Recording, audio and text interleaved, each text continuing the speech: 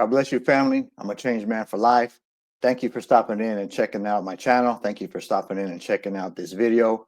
If you are not yet subscribed, please take this opportunity to do so. Hit that subscribe button, ring the bell so you get the notifications when new content is dropped. What is up? Welcome to Lifer Talk, Chapter 1, a new series that I'm going to be doing. I'm going to try to knock out a chapter a week.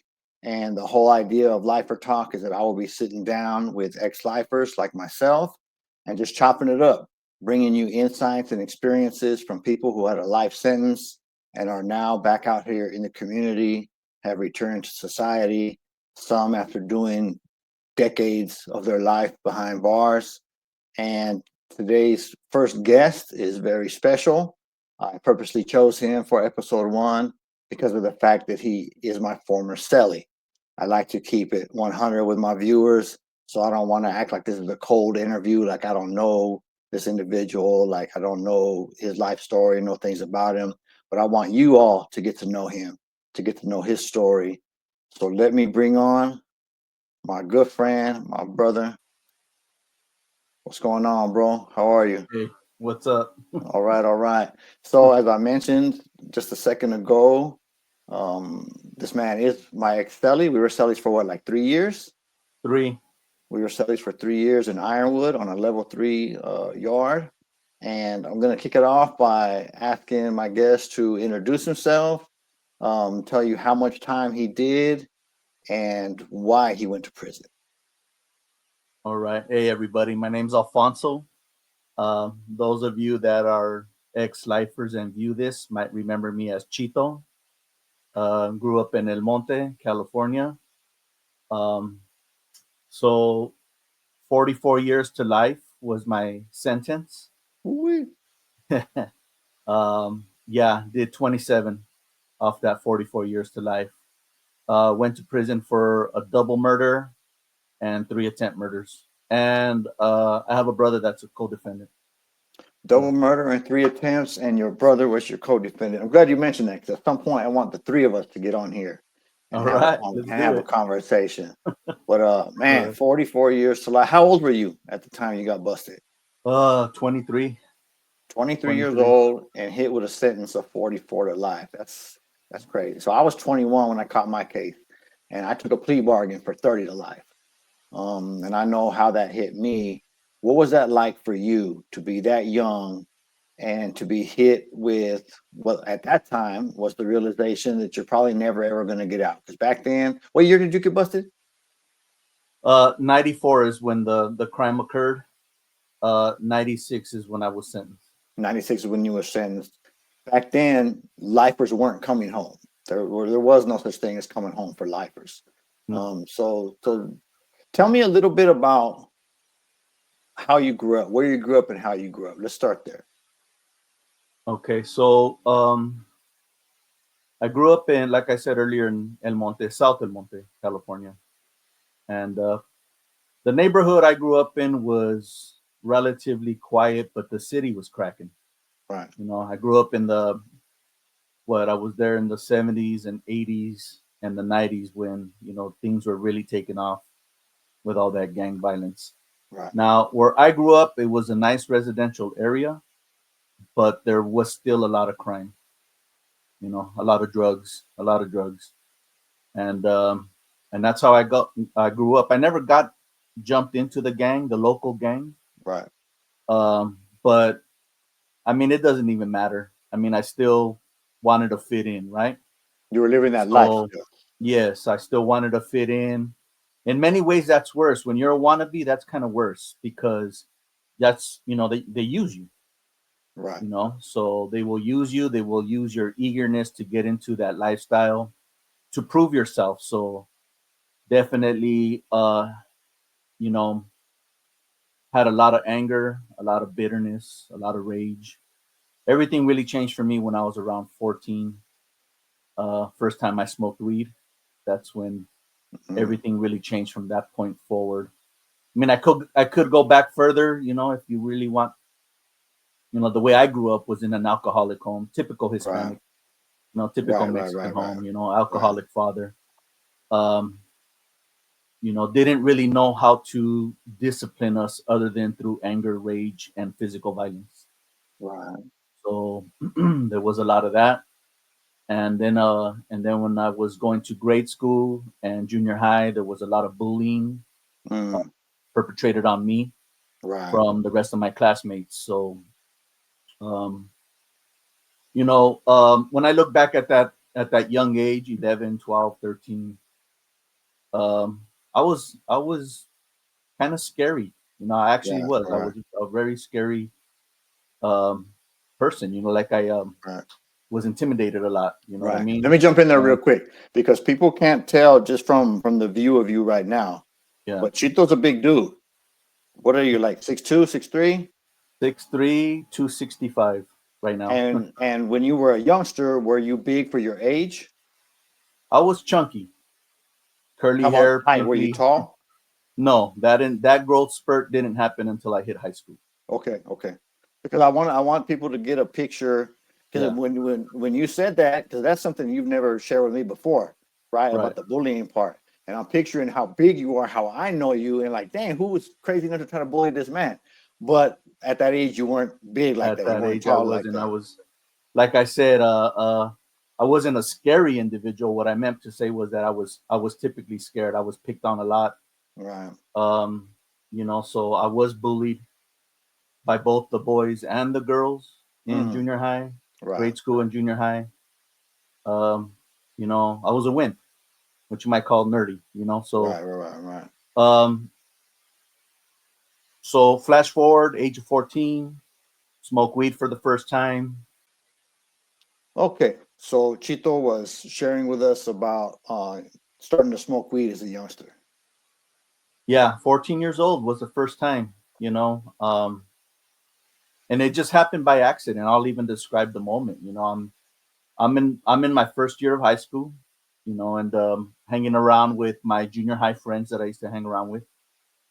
Um, there by the exit of the school, that's where their lockers were located. Mine was located all the way across the other side of the school, so they had to Right. wait on me to go get my books or whatever before we can start walking home. And we all lived in the same general area, all in South El Monte or South El Monte. So I get to my locker and I open it up, and there's friggin' two joints sitting. All right, fam. Sorry about that. We're having a little bit of technical difficulties, but I'm gonna let Chito continue on. Yeah, so I get to my locker, I open it up, and there's two joints sitting there, right? And I'm looking around like, what the hell is this? Like I had no idea. I knew what it Right. was, but to me, it's like it came as a shock that they would be in my locker, right? Right, right, right. Where this come from? Yeah, so I remember grabbing them and sticking them in my pocket and did what I had to do, and I took off with my friends. And as we're walking home, is when I brought it up. I said, "Look what I found," and right away, one of my other friends was like, "Well, let's smoke them." Right, And I was like, "What?" I kind of like just caught me off guard, like, "What?" And he's like, "Well, yeah, let's get high." right, So I'm right, like, right, "All right," and yeah, that was the first time we smoked some weed. I smoked weed, and I got to tell you, I really enjoyed it.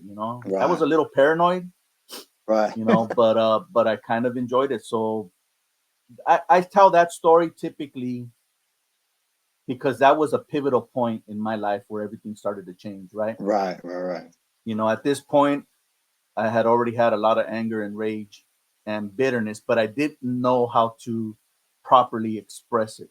right, right, Right. right, I just had a lot of hate towards my dad. Let's just say that. right, And, you know, because of everything that was going on. And as far as school went, it was a lot of passive aggressive things that I did back in those days, because of course mm, I couldn't fight, you know, right, right, right, so and I was being bullied by pretty much everybody. So it was just a lot of passive aggressive stuff. So right, anyways, age of 14, I get high for the first time. Flash forward 1 year. Now I'm 15 years old. Those friends from junior high, I'm no longer hanging around with them.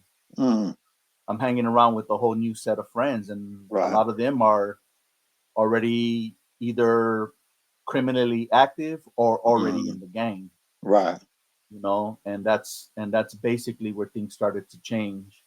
My mentality started to change, and I was trying to fit in with this group of friends, um, and doing what they do, you know, Right. Right. spending a Right. lot of time outdoors, spending a lot of time on the streets.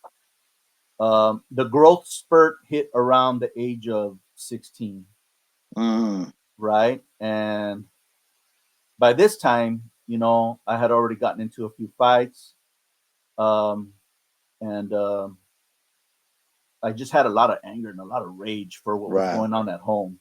I just, I mean, at that age, who wants to get ragged on by their dad? Every Right. time you Right. walk in the house, it's something. It's just a lot of back and forth, a lot of tension at home.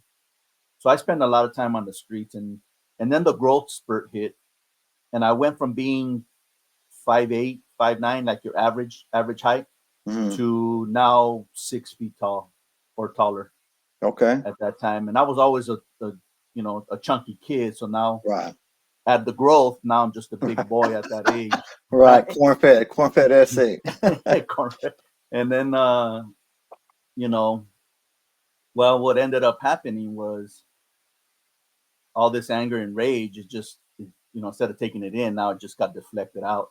Right. And I started going after the guys and the girls that bullied me when I was in junior high. Mm, And then, I got pretty good at with using my fist, um, and I had speed. I didn't have knockout power, but I had a lot of speed. right. I was quick, Right. and when one dude would land one punch, I was already landing like three or four. Mm, So I wore him down quick, right. and then I used my size and my weight to my Of course. advantage, Right. and that's what ended up happening is that I just went on one, and I had a hairpin trigger anger. Mm, You know what I mean? That type. I mean, you right. could not tell me nothing without me without me getting angry and then blowing up. And then one of the worst things that really triggered my anger back then was when somebody would run their mouth and then they would walk away as they were running their mouth. Right. Oh, I'd chase those dudes down. Anyways, I know we don't want to glorify violence or nothing like that, but Right. that's Right. part of my story. Sure. Um, pretty soon after that, after all of that and getting involved in that, is when I started carrying the weapons. Right. Mostly back then, it was the knives. It wasn't until I started dealing drugs when I was already out of high school, Mm, already criminally involved, right. and started dealing drugs is when I started carrying guns. Right. And throughout all this time that you're describing, Hmm. you haven't joined a neighborhood. You're still kicking it with homies from the Yeah, neighborhood, but you're not right. officially a gang Yeah. member. I Okay. wasn't officially like you would call an official gang member through the Right. jump in process. You know what Right. I Right. mean? But yes, I was still living in El Monte, South El Monte, and representing. And I Right. would and I would throw up the signs just like they would. Right. Anywhere I went, I would let it be known. And Right. yeah, Because so that's. a lot of people think that if you're not actually in a gang, Mhm. then you're not involved in that kind of stuff. But that's not true. And that goes for, not necessarily just being from LA, but anywhere. People will get involved in criminality and street activities without having to be gang members. Right. And just like I said earlier, the when you have a wannabe mentality, when you want to fit in, Right. it's almost like you go above and beyond to try to fit in. You know what I mean? Right. So Extra, do extra. yeah, you want to do extras. So definitely my mentality was there, and through the process of going through the board and learning about myself. I mean, yeah, I wasn't an official gang member, but I mean, if it walked like a duck and quacked like a duck, it's a freaking duck. Right. You know Exactly. that, Right. and Right. Right. my mentality was there, my actions were there, my violence was there, it was all there. Right. Yes, we ran together as a group, me and my homies. None of us are from the neighborhood, but we stuck Right. together like a neighborhood, and we Right. claimed the neighborhood. Even though we Right. weren't from it, we still claimed Right. it. Right. Right. So definitely, yeah, I thought like a gang member. And Yeah. if you think about it in those terms, like what we learned through CGA, then you know that we Right. were a gang. Right. We And were for those that have never heard of CGA, what does that stand for? Criminal and Gang Members Anonymous, a Right. 12-step recovery program for the criminally minded and Right. gang members. And a lot of people don't know that that exists. They've heard of NA, they've heard of AA, but a lot of people have not heard of that. So I'm glad you're bringing that up and putting that out there. Right. So you're not a point where you're carrying weapons. You're basically living as a gang member, not officially Right. jumped in, not officially part of the neighborhood, but in every other way, doing what everybody else does. You end up Right. you end up committing a murder, Yeah. and you go through the court process. Did you go to trial or did you take a deal? No, we went to trial, me and my brother. So you guys went to trial. You get found guilty, and let's talk about sentencing day. Ooh.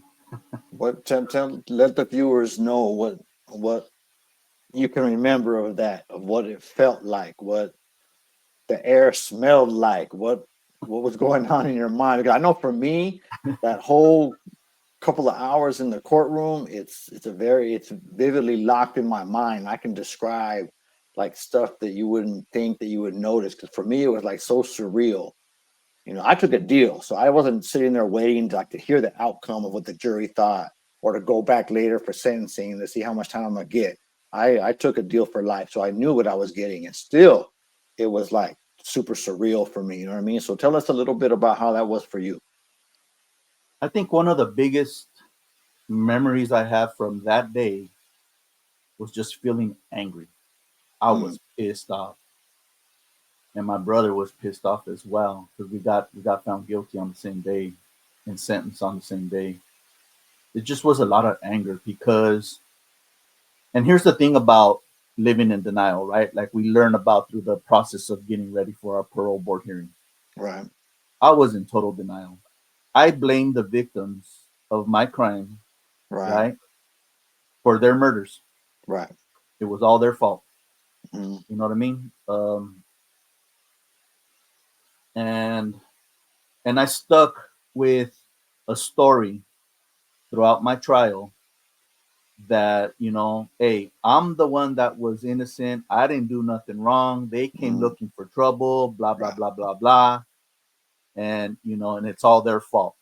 So when I get found guilty, um, yeah, it was a super letdown, and I just remember getting extremely angry.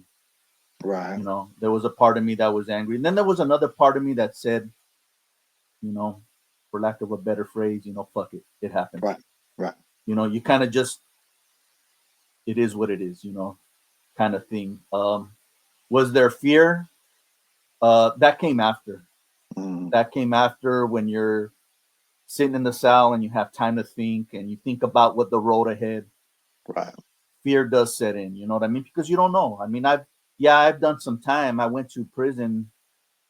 I had an H number that I discharged, but I went to mm. Disneyland. I And went see, to a I never knew that. I didn't know you had a prior term. come on, bro.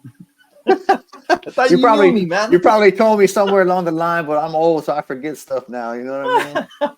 So I had an H number, and I went to Camp Snoopy.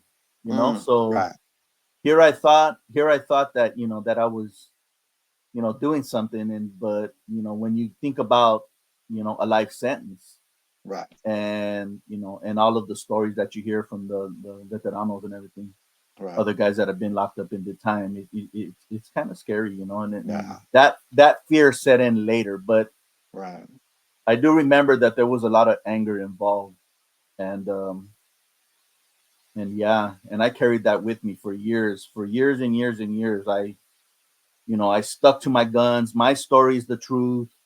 You right. know what I mean? It's all their fault. If they hadn't have done this, I wouldn't have done that. It's a Yes, bunch of bullshit. I know that now, but that's right, where my mentality was back right. then. You know what I And when mean? you're stuck in that criminal thinking, that's exactly what we do. Because I was doing the same thing. My Definitely. whole, I pled guilty. Like I said, I took a plea bargain. I pled guilty, but throughout that whole process, I was saying, yeah, I did it, but because they did this, he did that. You know what I mean? Right. We even in a situation where I'm taking responsibility, I was still putting conditions on it. Yeah, I'm accepting responsibility, but it wasn't my fault. You know what I mean? Yeah, So yeah, definitely. that's a normal reaction for us to do. So you get sentenced, you get a life sentence, you go back to the county. You're in LA County Jail, right? Right. How long was it before you No, caught the actually, we chain? were in San Bernardino County, Okay, West Valley. right. So you're in West Valley. How long is it Hmm. before you catch the chain to the reception center? Ooh, it seemed like forever. Actually, I can't remember when exactly we got sentenced. Um, but I do remember that my brother left before I did, and he Oh, seemed to okay. catch the chain a lot quicker than me. Right, So I think my brother left maybe weeks after our sentencing, where I left a couple months later. So, and I think looking back now, I truly believe they purposely did that. They separated us on purpose, right. you know. But it, you know, yes, I do remember catching the chain. Well, it had to have been in April, or maybe even no, March or April, because that's when I ended up in reception of Mm, '96. right. So Yeah, you hit reception. Now hmm, you mentioned earlier that you were not officially part of the neighborhood. And, right, from knowing you from our time together, I know that you weren't claiming to be from a neighborhood while you were in prison. right, And so for people that don't know, generally people that lived that street life but weren't particularly from a neighborhood were referred to as residents. They identified as a resident from such and such city, right? right. So tell us a little bit what that was like coming to prison as a resident, because a lot of people have misconceptions. Even some residents that I, kicked it with in different joints that I was at, always had this mindset that they were picked on because they weren't from nowhere, or that they were always asked to go on missions because they weren't from nowhere. What was your experience not actually being a gang member but running with the homies? What was that like? It was actually along the same lines. You know, it was yeah, I was a resident. I didn't claim the neighborhood. Obviously, I wasn't from it. I never got jumped in. Right, So so I never really said, hey, this is who I am, this is where I'm from. right, But of course I claimed the city. Um I can say that my time on the level 4, there was uh there was times where where I wouldn't say that I was picked on, right? Because of my size, let's just be honest, right? right, But definitely I can see where these guys conspired to use me because mm, of my size. You know what I'm saying? right, right, right, Um, as to hold weapons, as to go, beat up on people. Um, never got asked to do a stabbing, thank God. right. Yeah, Not that I'm aware of, but be a part of it. You know what I'm saying? Like right, be, yeah. Cleanup crew or something. yes, you know what I Right, mean? Yes, not the actual, what we would call a torpedo back in the days, right, Um so the good thing about the yard where I ended up as was that there was plenty of actual gang members that were more than willing to put in the work. They right, wanted to make a name for themselves, right, right? So because of that, myself, I was kind of put on the back burner. right, But that does not mean that I got away with, being overlooked. It was always a constant, kind of a constant. Hey, let's keep an extra eye on these guys. The residents. right, If they get out of line, let's be quick to smash on them. I've seen that. You know, um, that type of thing. Kind of singled out, and it does happen a right, lot. It does happen a lot.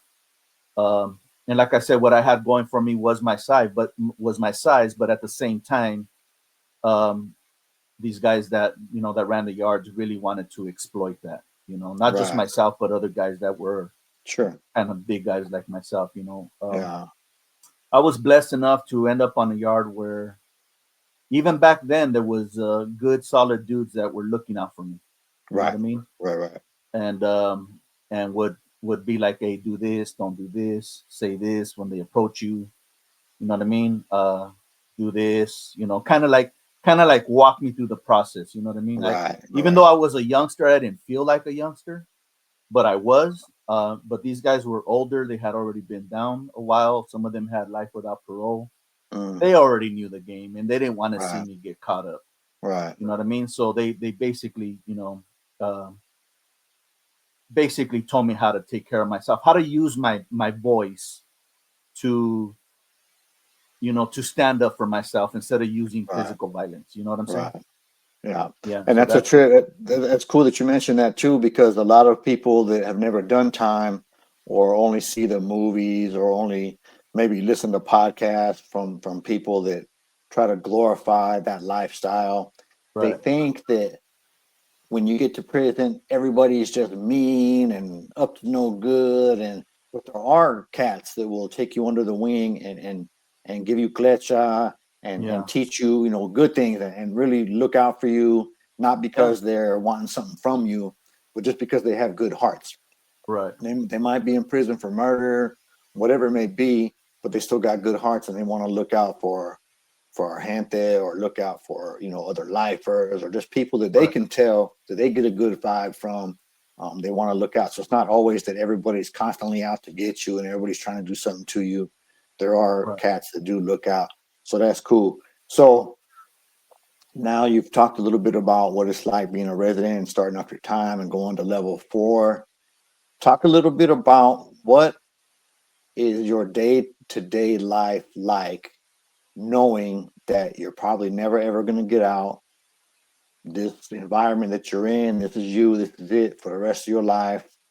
Um, Talk a little bit about what your thought process is. What's that like for day to day for you? You know, I do want to add this because I it just came to the mind, and it's funny how God works, right? It just popped in the head right now. Yeah, even on the 4 yard, there was a period of time where I started going to church. You know what I mean? And started trying to live that lifestyle. But I was still young and relatively stupid. You know what I mean? Right, Not really understanding the full ramifications of that. You know what I mean? right, In the right, eyes of those that are still active. right. So definitely, and I didn't use that as an escape like some guys might have done or Mm, did right, using the Christianity title to try to get out of. I generally wanted to go to church to better my life. I was in a relationship with my wife at that time, and wanted to do it for her as well as for myself. right, But then there came a time where the relationship dissolved, and and um, and then I backslid. I stepped away from that lifestyle. But that hmm, came later. That came right, when I was on the level 3 yard. Now, when talking about day to day, you know, on the level 4, day to day was just, man, this was just trying to go to yard, you know, just to get out of the friggin' get out of cell the for a while. cell. You know what I Yeah, mean? right. And it's just like, man, I remember this, and this is cold hearted of me, but I remember I was on C section upper tier, um, in one of the buildings, and I was in the cell that was not the corner cell, but right next to it. I can't remember Hmm, the numbers, but it was not the corner cell where you can look out towards, look down the tier and see B right. section, but Hmm. I was in the cell right next to it. Well, look, a few cells over next to me, there was this one white boy, Hold on, let me interrupt you and real quick, and I apologize. But what you just described right now, being able to look and see the other section, so that right, tells me you were in a 270 design. yeah, the honeycombs. Yeah, it wasn't, but it wasn't a 180 where it's A pod and a wall No, and B pod and a wall and C. It's no, the open 270 design. yes, Okay, yeah, right, right, right. 270. Okay. So I remember there was this one white boy that was, I don't know, maybe 3 cells, 4 cells down from where I was on C section upper tier, right? And this was probably like around 99, maybe. It was right before I left. I left in 2002, so it had to be about 99, Right. maybe 2000. Anyways, so they locked. I was close custody, so they brought us in for count, Mm, right? Um, I was in the day room. I was looking forward to going out to yard, to go hang out with my buddies, to go do my burpees with my friends. You know how it right. is. So I was kind of looking forward to that. It was a nice, beautiful spring day, nice and sunny. I was right there in Lancaster, as a matter of fact.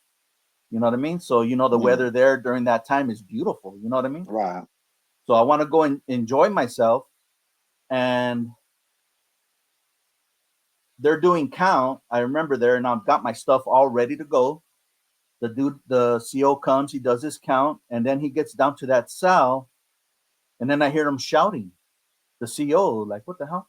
You try to look through the side of the door, but you only got like a little sliver, right, like, right, you right. really can't see nothing. And it ain't So, like the movies where you put your little mirror out and look. yeah, no. Anyways, he starts shouting, he hits the button, and here come all these cops running in, right?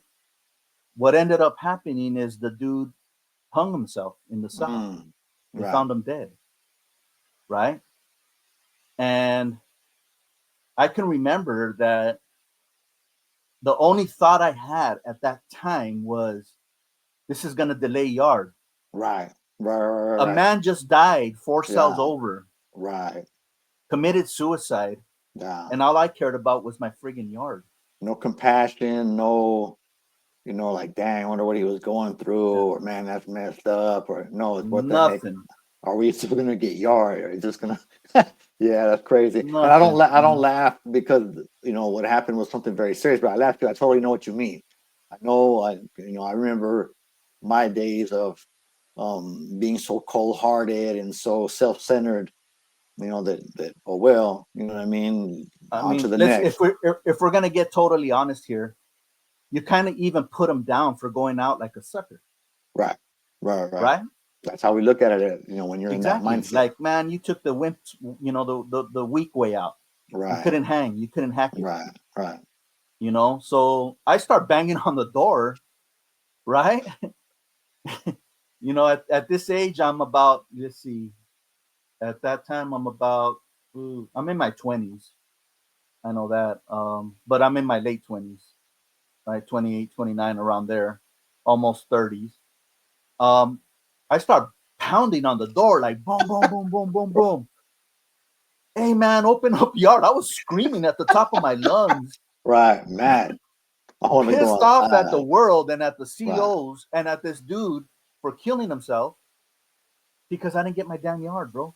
right. You Yeah. know what I mean? So I think, and I look back now at that moment, and that's when I realized that had become my life.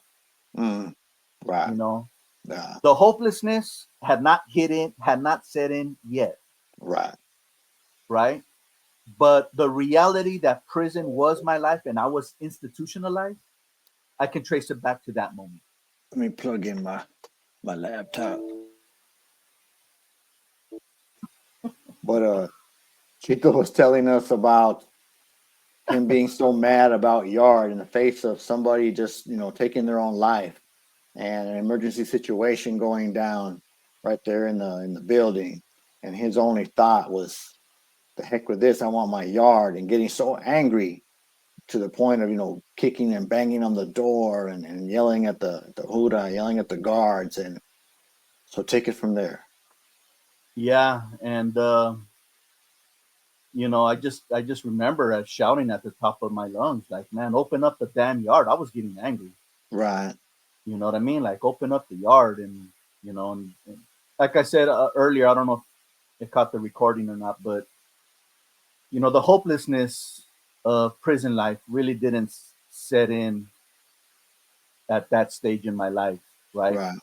But I guess looking back now, I can pinpoint kind of like that, what happened that day, to knowing that I was institutionalized at that Mm, time. And my right. ex-wife used to tell me that all the time. She used to tell me, you're institutionalized now. You're institutionalized." When she Mm, would come to visit me. And I'd be like, right. no, nah, you're tripping. I'm not, Right. you know what I Right. mean? Right. I'm still my normal self. Uh, Yeah, no, that's not normal, bro. It's not normal to get pissed off because you don't get your yard right. after, someone just died, 4 cells Yeah. over from you. That's just not a normal thing. Not at all. Not at all. And there it is. And there, for amongst the lifer population and people that are living hopeless and people that are just self-centered, and like we were back Right. then, that's normal. But That's not what a rational thinking human being, you know what I mean, that has all their mind in the right place. No, not at all. So let's talk about some years further down the line, right? So let's get to where you and I met at Ironwood, like around 2005, 2006, I want to say. At that time, how long had you been down when we met? Ooh, um, well, I got About a busted good, in 90. about a good 10, right? 10, No, 11, it 12, was, somewhere in there. yeah, it was around there. Yeah, Yeah. somewhere around there. And at that point, Huh? still wasn't a whole lot of anybody going home. Oh no. We had both made our way down to a level 3. Yeah, You know, we did our level 4 years and all that kind of stuff and survived that and lived that out and made it down to a level 3, which for the people that don't really understand the differences, level 4 is maximum security. Level 4 is strict.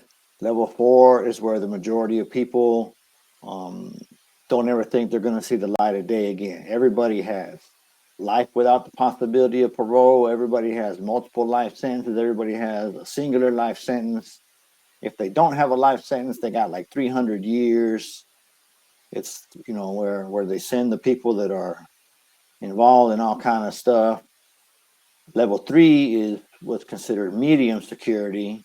Still a lot of lifers, still people that are with the functions, still, you know, people doing what people in prison do, but there's a little more freedoms, right? You can go out to the yard at nighttime, which on level 4 you couldn't do. yeah, A lot more programming, a lot more opportunities for education and self-help if you want it. And back then there wasn't really a lot yet. I mean, back in the early 2000s, there wasn't a lot yet. So we both made it down to level 3, and we're just programming, living our life. I meet this big old 6'3", 300-pound cat right on the yard. We chop it up here and there. And next thing I know, this man talking about, you want to sell up. I'm like, bro, yeah. I You ain't didn't going to, want to. What's I wrong ain't with going you? in the cell with this big old dude. I'm gonna have to do something to it. Yeah, it took a lot of convincing, but finally you said to hell Yeah, with but it. Let's no, do that it. was cool. That was cool. You know what I mean? And you know, people need to know that finding a cellie is it's not always easy. You know, the cell is as big as most bathrooms out here. You know what I mean? The cell is not very big. There's just enough room for the 2 bunks and a toilet and a sink unit, and it's a small area, and you're going to be confined in there a lot.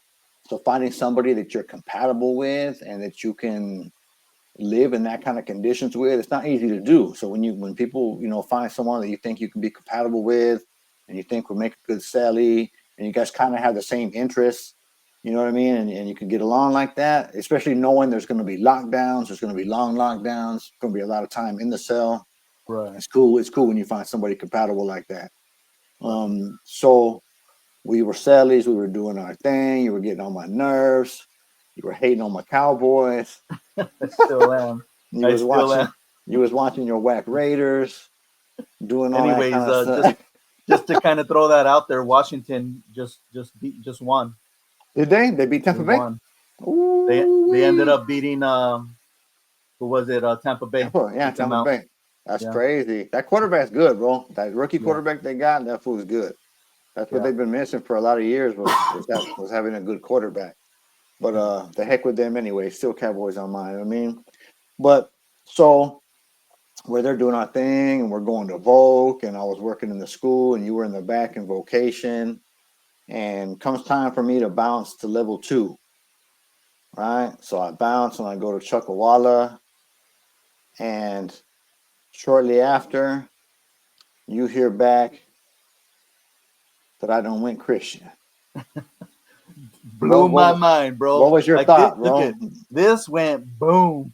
I was like, what? For the people that maybe this is your first time tuning into my channel, maybe this is your first video of mine you're checking out. I'm a Christian. I became a Christian after being in prison for 20 years. I did 14 years on level 4. I did 5 years on level 3.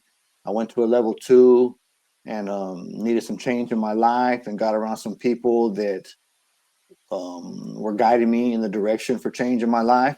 Right. started going to church, gave my life to God, set aside, my gang affiliations, and um, started living as a Christian. Still stayed right there on the same yard where I was at, but living as a Christian. And I sent word back to I was at Chuckawalla now, which is right next door to Ironwood, which is where Chito was at, Yeah. where I had left from being Chito Celi at. So I sent word back that, hey, I changed my life. I'm a Christian now. I ain't going by my nickname no more. I'm going by my birth name, Jim. And what was that like? How did that Oh trip you man, out? just like I said, it blew my mind, and the reason why is because how you felt. I mean, we spent 3 years in the cell together. Right, A lot of that was during lockdown, right, and as you're talking about the relationships that are formed and trying to find a cellmate you're compatible with, it's no wonder that a lot of lifers still keep in close contact with right, their old cellies, right, the ones that they formed that bond with. You know what I mean? I consider you a brother. right. You know what I mean? And I know you feel the same way. You Absolutely. know, but I do remember how you felt about God. Mm, Now, granted, I was doing my stuff. I was getting high. You know that. right, I wasn't walking a Christian walk when I was on the level 3. That's for sure. I spiraled into a depression because my ex-wife and I's relationship dissolved. I was in a black hole for quite a right, while, and that's when hopelessness left the building. Right right. around that time, you know what I mean? Yeah, That's when I was like, I don't care. I don't care who you are, what you think you are. You get in my way, we're gonna have problems. I don't care. I right. just stopped caring. Period. So, but I do remember that throughout all of this, I still had faith. Right? I still Mm, had faith that that God was there. right, Granted, I had turned my back. I backslid. I I kind of blamed God for my relationship with my ex-wife, and that's a whole nother story. But I do remember that we had these conversations, and I know how right, you felt. right, I know how you felt about God, and I know how you felt because your mom is a devout Christian, and the things that she would do for you, and I right. truly remember this.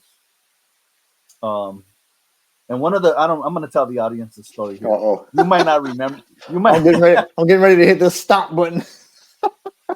you might not remember this, but I chewed you out one time for talking back to your mom. Remember that? I do remember that. Yeah. And what's crazy is I tell people sometimes in a couple of my videos I've talked about it, and when I'm sharing my story with people out here in the community, I talk about that. That's where I was in my hopelessness. My hopelessness was so strong; it had overtaken me so much that I would talk crazy to my mom, no Oh man. matter all the good things she was doing for me, going out of her way to drive hours to come visit me, spending her hard-earned money to send me a package or send me to the canteen. And I was so ungrateful and so hopeless and so rude that I would talk crazy to my own mom. I'm gonna tell this story, bro. I'm gonna share Here this we story. go. Go ahead, So bro. I've met Jim's mom a couple times in the visiting, and I always told you that your mom's a trooper. I knew her faith was strong, right? Just like my parents. My parents are devout Catholic, and they did the same thing that your mom did. So we had a cell phone. Remember that? Hmm. We had one for quite a while. And we would have our turns. We would take our turns with the cell phone. Of course, you're on the cell phone. You're talking to your mom. Of course, you would check in. And of course, your mom is being your mom. Hey, mijo, take care of yourself. Don't get caught. Be a Right, good right, mijo. I loved it when your mom sent packages because we would be grubbing. I remember that, bro. Honey right. buns and chocolate covered honey Woo, come buns. You remember on, that? man. Oh man, they were on here. Anyways, so I remember a time when your mom uh said that she had been praying for you. Now I'm only catching your end of the conversation. I can't hear Right, what she's right, saying, right, but you're on the top bunk. I'm on the bottom, and I hear the frustration in your voice. Now you can tell me anything. You and I, we had this discussion. You can tell me whatever. Yeah, I might get a little frustrated, but you know, it is what it is. You're my Sally. Right. You have your own opinion about who God is and what God is, right? But when you went off on your mom, bro, oh man, I got mad. I was pissed off. I got, no, he Jim. She I remember the conversation, and I remember you saying that she was praying with her church group for your release or for you to get out. Hmm. And I just remember from the conversation is you telling your mom to give up on that hope. Right. Right. Right. Right. You told her that, you know, Yeah. and ooh, I was hot. And then after you hung up, I let you have it. Yeah. I I remember. said, "Who the hell are you to tell your mom to give up on her hope? Who Right. are you?" You know what I mean? Right. And I just to I don't remember the exact conversation, but I do remember. I'm getting a little emotional, but I do Yeah. remember kind of telling you off. You know, like, "Hey, Yeah. who do you think Right. you are? You know, Yeah. this woman gave you life. You know, Right. she comes this way," and I would point all this stuff about your mom out, and just reminds me of my own parents. Yeah. Anyways, I told you I don't care what you do. The next day, you're gonna call your mom and you're gonna apologize to her, and you did. Yeah. You know? Yeah. That's crazy that you remember that, bro. I didn't remember. I do remember because it happened more than once that I used to get on my mom's case about, having that hope Yeah. because I didn't have that hope and I thought that it would hurt. Having that hope was hurting her, not understanding that she needed to hold on to that hope. You know what I That's all mean? she had, and She I needed, remember telling you that yeah, if that's all she has, then who are you to take that from her? right. Yeah. You know, Yeah. That's and crazy, bro. my conversations and my visits with my parents, and when I talked to my mom, when she would tell me things like that, I would encourage it. Yeah. You know, I wouldn't tell her. I mean, the only thing I did tell my mom one time is just to not cry no more, to stop crying. Right. I remember I had been down about 14, 15 years, and she would start crying in the visiting. I said, Mom, that's it. Yeah. You know, this is the way it is. This is where I'm at. When you come to visit me, no more crying. Because Right. I don't want to go out to this visiting room and feel like crap going back to the Yeah. yard. Right. So from Right. this point forward, we're gonna have good visits, and that's it. No more crying.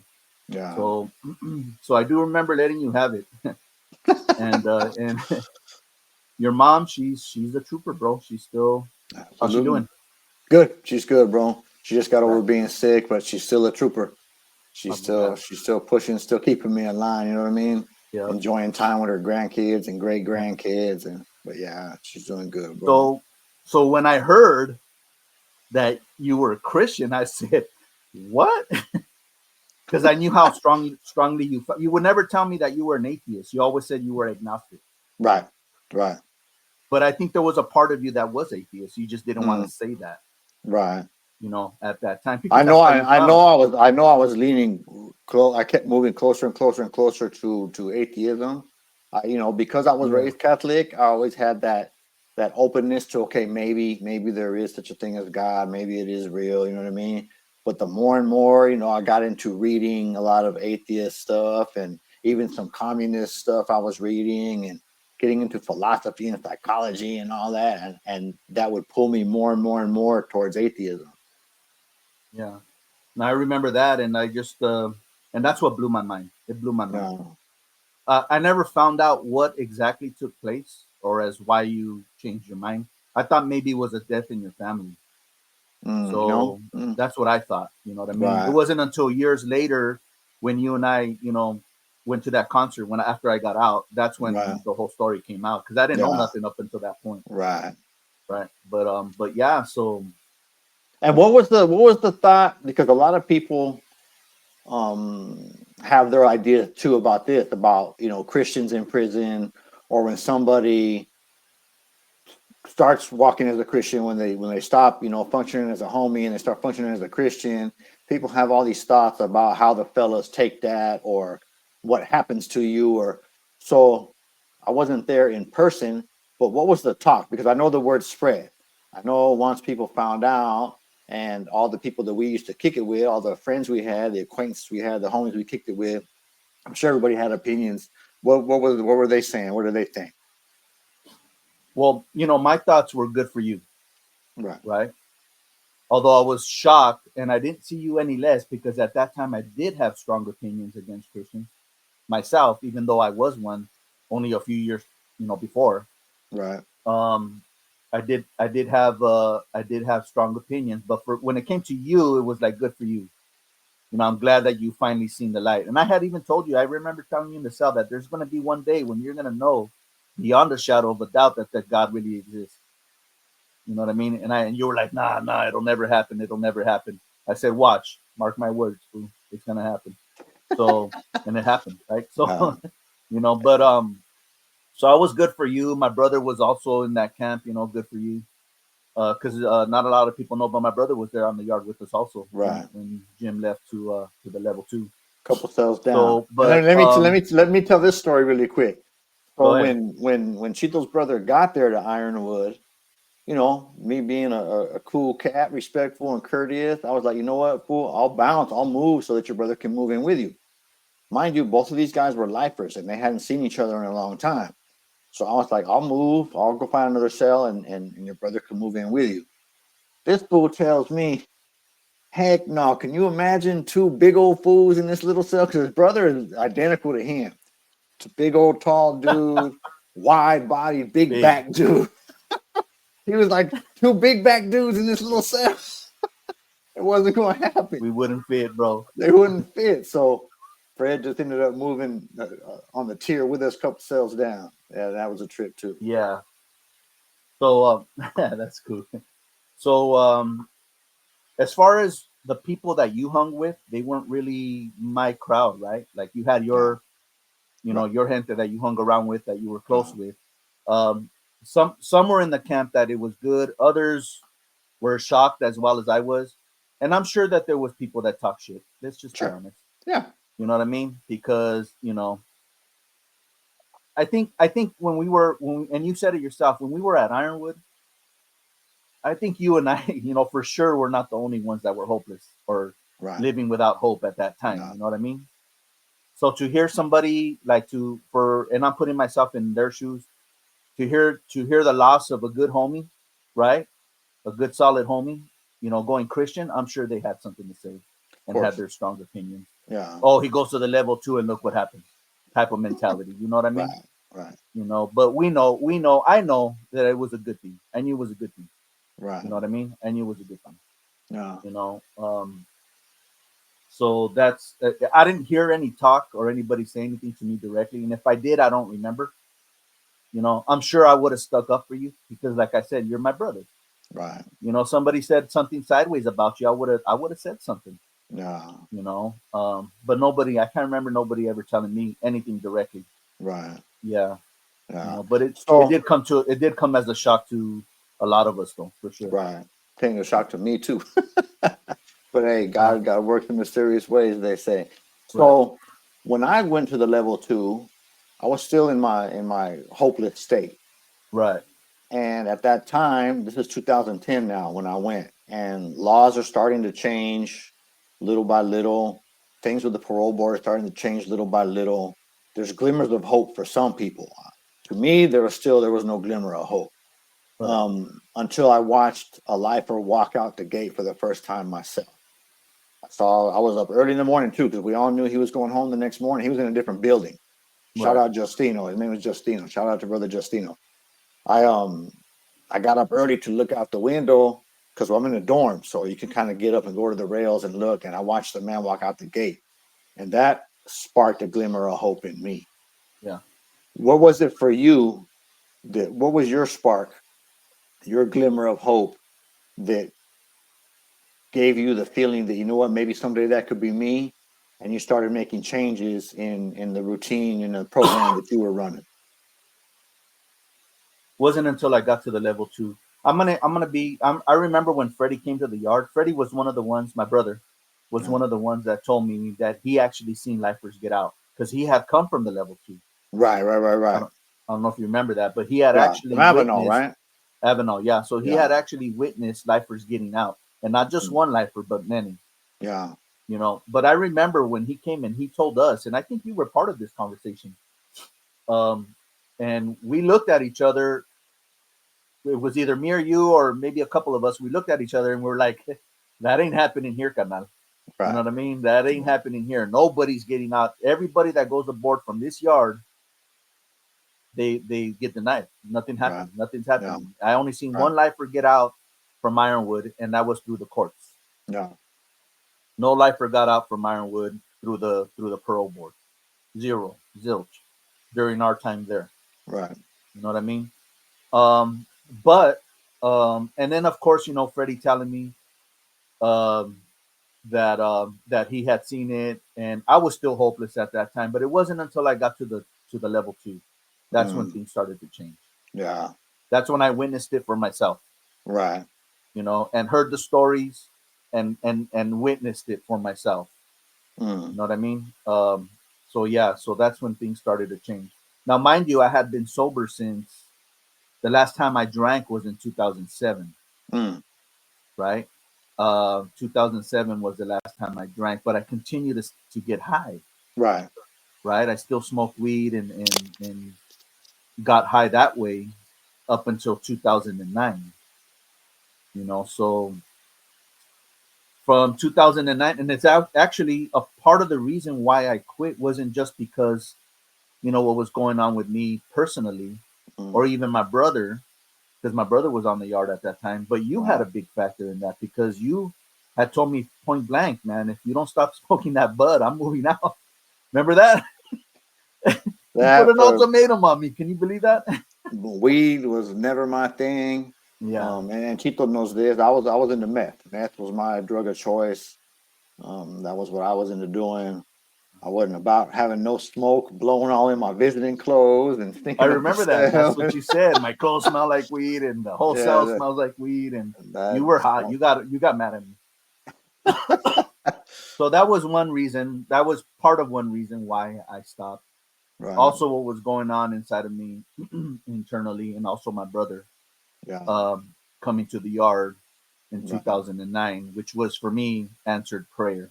Yeah, You know, so there was a lot of things at play. So, but from 2009 to 2013, I was just sober. I wasn't recovery. I wasn't in recovery. You right, understand? right, right, right, right, And for those of the audience that don't understand that, it means that I had not done the work to work on myself. right. The Yeah, inner I work. wasn't smoking and I wasn't drinking, for those 4 years, but I was still angry. I was still bitter. I was Right, still hopeless. I was still, you know what I mean, a liar, a cheater, manipulative, you name it. I was all of the above. I had not done the internal work on myself for those 4 years until I got to the level 2. That's when things started to change. right. Yeah, that's when things started to change. And so now you have hope, and you start, I'm sure, doing the inner work, and you're starting to go to groups and go to school and all that Right, kind of stuff. right. And you go to the parole board. Tell us a little bit about what your parole board experience was. 2019 was my first parole board, and I walked in there confident. I didn't want to show weakness, of course. You know what I mean. Um, Right. my first go round, I kind of had a chip on my shoulder. I walked in there a little confident. Many of the guys on the yard thought that I was going to get it on my first one because I had Mm. already done the work, right? But there was still some things that needed to be addressed, and it wasn't until I got that 3-year denial and the commissioner pointed some things out that made me really open up my eyes. So Right. So it was a letdown. I was pissed off for quite a while. I remember just being angry Yeah. until I got the transcripts. Right. You know what I mean? Hmm. And started looking at the transcripts. Months after the first initial hearing. Right. Let me jump You in with know, something really quick for yeah, our viewers that aren't familiar with the parole board process. When somebody that's serving a life sentence goes to the parole board, the option for the board is to either deny you parole or to grant you parole. And they don't have the final say. What they make is a recommendation to the governor, and then the governor can act upon that recommendation. He can either go with the recommendation and set you for release, or he can overturn the recommendation. When the parole board denies you parole, they have to set an amount of time until you'll have a follow-up parole hearing. So there's a range that they can choose from to deny you. The minimum denial time is 3 years. And then the next highest one, if things are still the same, it's been a while, I've been gone a 5, while, 3, 5, 7, 10, and the maximum is 15. 15 years. Believe it or not, the parole board can deny you 15 years before you come back to see them again for possible release. And this is after, most of us, by the time we've gone to board, we've been in prison 20 years or better by the time you start going to board. So in Chito's case, and similar to mine, my first time I went to the board, I got a 3-year denial. That's the minimum. So I'm sure you felt like I did, even though disappointed, but grateful. Like, dang, 3 years, that's at least for me. When I got my 3-year denial, I was like, man, 3 years, that's nothing. I've done lockdowns almost that long. I can do 3 more years standing on my head. Right. But imagine, and I'm sure you've seen it because I did, I saw people getting hit with a 7-year denial, 10-year denial. I saw one person get a 15-year denial. That's like starting your life term all over again. So in reality, we scored, even though we would have liked to have gotten found suitable on our first hearings and been released. Getting the 3-year minimum denial, at least for me, was a blessing. Yeah. Yeah, I think Freddie got a good denial because he went to board while we were at Ironwood, Mm. and he got hit with, I think Marcy's law had just passed, so I think he got hit with a 10. Ooh. Yeah, I think if I'm right, if it wasn't a 7, it was a 10. Right. Yeah, my brother, he was hot. But anyways, I met one person who got a 15-year denial. Yeah. Seen a lot of 5s and 7s, Right. and some 10s. But yeah, one dude got a 15-year denial. But anyways, so yeah, I was disappointed. I was mostly angry because, um, because the commissioner that I had, he kind of came down on me on that Mm. very first hearing. So he kind of came down on me and let me have it. But like I said, it wasn't until months later when I had time to look. When I was already cooled off and already accepted Right. what had happened, that I pulled out the transcripts and started reading through them. And then I started working with other guys in the yard, and then I can see what it was that the commissioner was trying to point out to me. Mm. Right. I kept saying that one of the causative factors was jealousy, Mm. right? Um, when I should have been working more on the anger, Right. right? Right. On the anger aspect of the crime the life crime I committed, Yeah. and not just anger, the emotion of anger, but the underlying emotions as to what triggered the anger. Mm. That's Right. where I should have hit it. And then, Yeah. so I was disappointed. Yes. Went back to work, of course. As far as working on myself, continued Right. facilitating groups, continued doing what I was doing on the yard. By that time, Freddie had already left. Freddie paroled in 2017. We were together on the Mm. level 2, as a matter of fact. So Right. we left Ironwood together and ended up at Mm. the same level 2 together. Right. So continued the course. Just continued to work on myself, work on the anger. I took a bunch of anger management, and then I got called back 18 months later. Right. Let me back up a little bit because I think this is something the viewers will be interested in. You and your brother are both serving life sentences. Right, You were in Ironwood together. You transferred to the level 2 together. right, He goes to the board, gets found suitable, and goes home. right. How do you feel? How does that make you feel? The day he went to board, that day he got found, because remember, I think he said he got a 10-year denial, Right. but he put in the, I can't remember if they called him back or he put in a 1045 Yeah.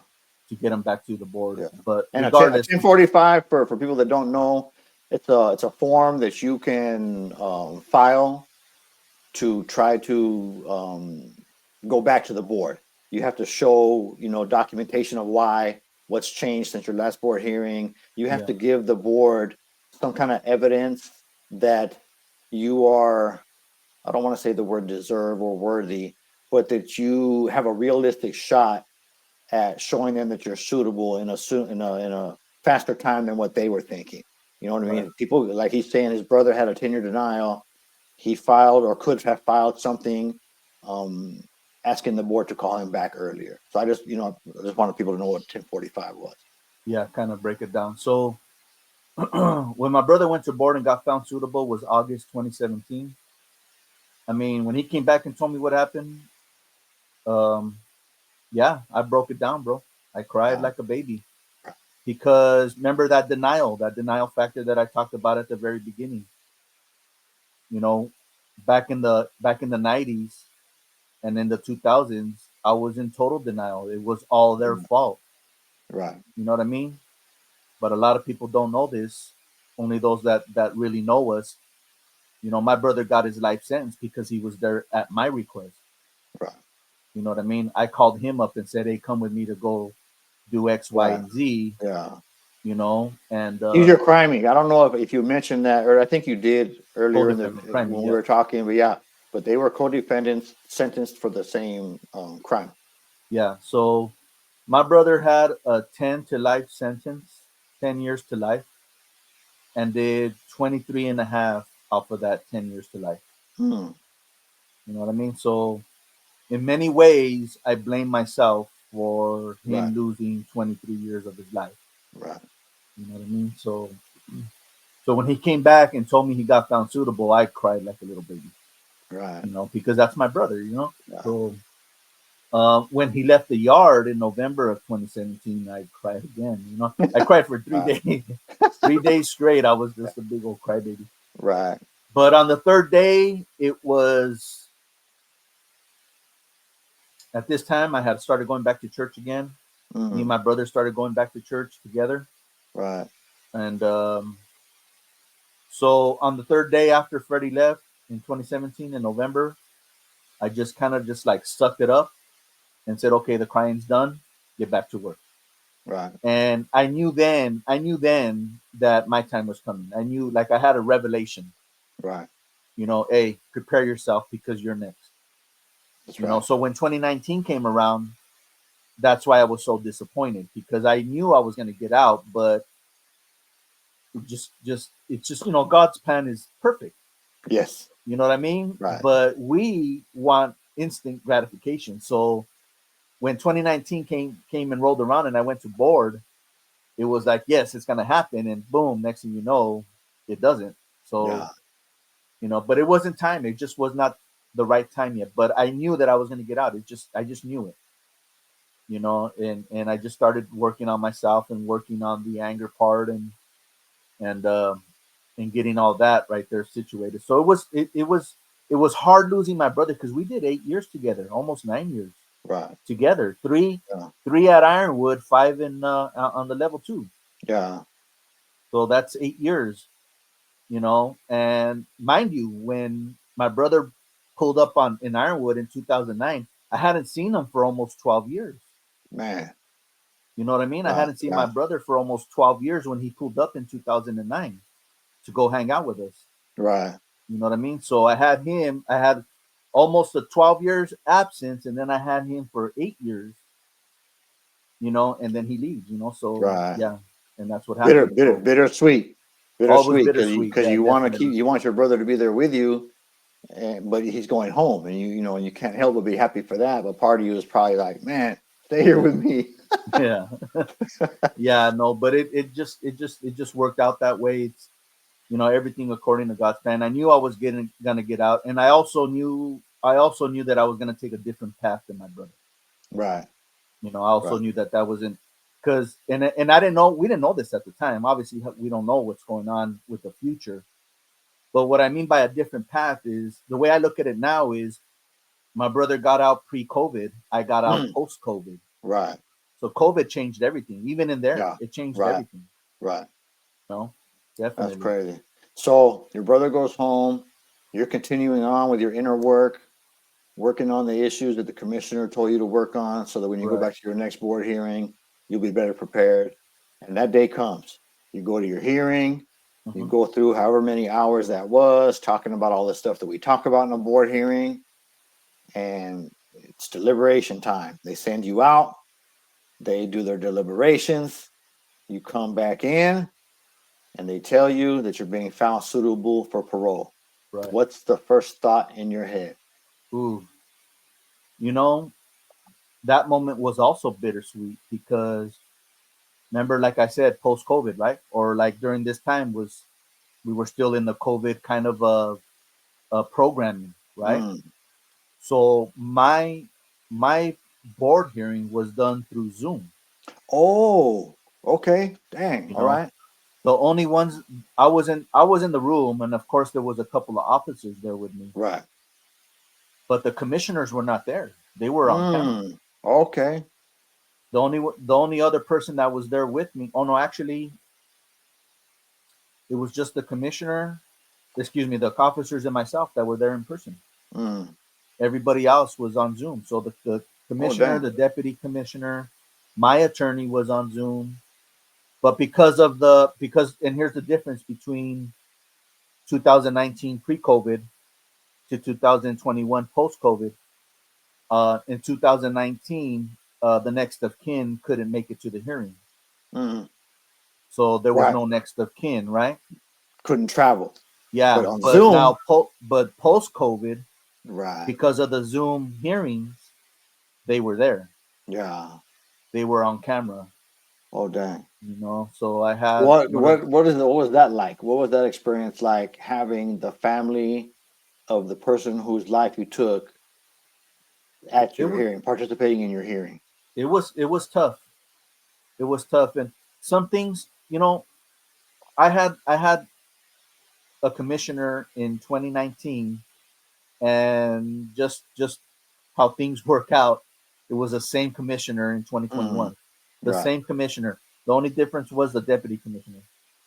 But you know, he allowed her to he allowed the mother of one of the victims, right? His name was Nathan. No, not Nathan. Right. Jeffrey. Jeffrey. Anyways, Jeffrey's mom was there. Jeffrey had two sons there that were victimized by both my brother and I, Right. right? Um, and it was Jeffrey and Shane were brothers. Jeffrey and Shane's mother was there, her sister, and Mm. her mother, which would have been Dang. Jeffrey and Shane's grandma. Mm. And then they had a victim's advocate, Right. and then they had the district attorney. Yeah. So I was able to see her after a long time, because the last time I seen her was when I went out to court in '98, Mm. right, to go to my second trial. Yeah. That's the last time I seen. So she was there with her family. Shane elected not to go to the hearing Mm. because Shane's brother was stabbed and paralyzed. Oh, dang. Yeah, he was paralyzed, and he had recently passed away. He had Mm. recently passed away. Rough. Um, he died, I believe, in October of 2020, and I went to board in February of 2021. Mm. So he was fresh. I mean, it Right. was so fresh and so raw for the family. Yeah. So, and then the commissioner allowed Jeffrey's mom to address me directly. Now, that's typically, we know that, you and I know that that's not allowed. It's not. Right. It's against policy. They're Right. supposed to talk to the commissioners, and then the Yes. commissioners Yes. ask us, and then I Right. talk to them, and then kind of like a three-way conversation. Right. But no, but he allowed her to address me directly, and I just had my head down, right? And this is prior to, I think that portion of the hearing was prior to the deliberation, Right. right? Where they can address, the next of kin can say whatever it is they have to say. Mm. So I remember having my head bowed down, and I didn't want to look at the camera because I didn't want to. Well, for one, it made me nervous too. For one, on Right. one hand, but on the other hand, I didn't want to. I wanted to show respect, Yeah. because this is her son that just recently passed away. Right. So, and her other son that was, so traumatized that he himself did not want to go to the hearing. He wrote a Mm, letter, but yeah. he himself didn't want nothing to do with the hearing because he was just that traumatized. Right. So I kept my head bowed, and at one point she asked me to look up at her. Oh, dang. She called me by name. She said, "Alfonso, look at me." Mm, And I raised my head, and that's when she showed me a picture of Jeffrey when he was in his little league uniform, probably around the age of 8 or 9. yeah. And I lost it. Yeah. I'm about to lose it right now, I bro. lost it. I lost it. Woo. Yeah, she lost it. I lost it. Right. Pretty much everybody in the room lost it. At that Yeah. point. Right. And you know, then the deliberations come. They put me in the holding tank, and all I just said at that point, I said a prayer. I said, "You know what, Lord, if your will is for me to get out, then your will be done. Yeah. And if you choose that this isn't the time, then I accept that." Right. So when I got out and went back to the hearing, of course they're on camera and everybody's on camera. I just went back to the same posture. I just put my head down, and when they read off that they found me suitable, I didn't even look up. Mm, I tried my best not to show any right. emotion, because I didn't want to, you know, I didn't want to gloat. Right. Right. Right. This Right. lady just lost her Be son. How many? rejoicing while they can see you. Yes, you know, so it was also bittersweet. I just kind of put down my head and just let the commissioner do the talking. I didn't say Right. nothing. I just kept my head down the whole time. You know, Right. that's how it was. Dang. Yeah. It So was tough. I bet that sounds tough. In my, I didn't go to trial, but during my court process, the person whose life I took, his family never came to none of the court hearings, and they didn't, come to my board hearing or send a letter or nothing like that. So I don't know what that's like. But in my head, I'm imagining. That's why I started, to get a little watery eyed right now when you were saying about that. Man, I can't even imagine Yeah. what that would be like. So you went through that board hearing, you get told that you're being found suitable for parole. And Right. like I mentioned earlier, the board, when they tell us, okay, we're finding you suitable for parole, that's just a recommendation. That's not like the final say. It now gets sent to the governor. Well, it goes to the full board for review and then goes to the governor. And the governor has a certain amount of time to make a decision. While you're waiting, that waiting process to hear back from the governor, what is your day to day like? What is your mindset? What's going on with you at that time? Well, obviously, at that time I was involved with church and everything, so I, stayed prayed up. Right. Just try to do my best normal routine. Go to work, go to the yard. Watch my football on Sunday, watch a movie here and there. Uh, One of the things that I really, really, really got into, leading up to both of my hearings, and especially this last hearing, waiting for that time period to go by, right? I think it's 150 days total, right? right. Yeah, that's the time frame from, 120 for the full board, 30 for the governor. So yeah, 150. something Yeah. like that. So we're talking about 150 days. Um, just listening to slow jams and listening to oldies Mm, because it would relax me. yeah. So I spent a lot of time with just my headphones on my ears, listening to music, Yeah. which calmed me down. And you're in a Uh, dorm setting at this time. The level two you were at was dorm. yes, Okay. Yeah. yeah. So continue doing my self help, continue helping other guys get ready for their parole board hearing, continue meeting with my Bible study guys, continue going to church, just doing the normal things. Try to keep it as normal as possible. Right. Try not to get swept away with with the anticipation or the Mm, the wondering, what is the governor gonna do? right. You know what I mean? That type of thing. So Yeah. it was tough. There was one other lifer on the tier that I was at who went to board about 2 weeks after I went to board, 2 or 3 weeks later, and he got found Mm, suitable. right. So him and I were on the same page because we were like Right. less than a month apart. Right. Yeah. So him and I did a lot of conversating during that time. Hmm. Um, and would talk a lot, and I would talk to the other guys on the yard a lot. Try to help out as many people as possible. Right. To get ready for their, and then of course share your experiences. They all want to know. Right. They Right. want to Right. know, especially Yeah. those that haven't been. They want to know what's it like. Hmm. So yeah. Um, and thinking about all of that, I didn't. I know this now, but I really didn't realize it back then. Although I should have known how much stress I was in Right. waiting for that 150 days to go by.